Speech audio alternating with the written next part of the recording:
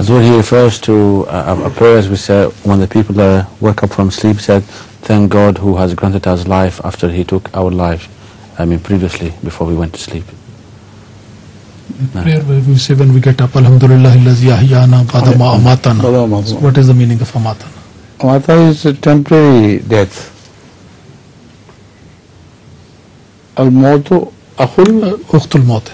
An-nawmu ukhtul maut. Al-nawmu ukhtul maut, yes. And akhu is also used.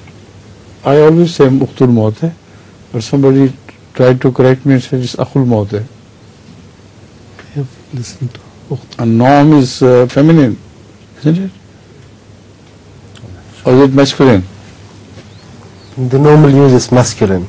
This is why somebody corrected me, said don't say ukhtul maut, say akhul maut. But I have heard it ukhtul maut, and you have also heard the same. Anyway, it's the same thing.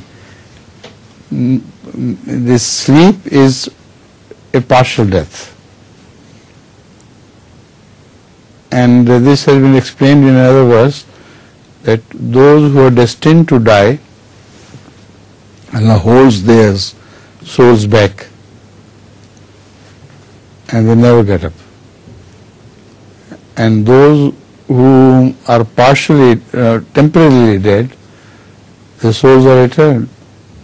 So every morning, to remind us that we are reliving a life again after mere death, Hazrat Rasulullah ﷺ has taught us this prayer.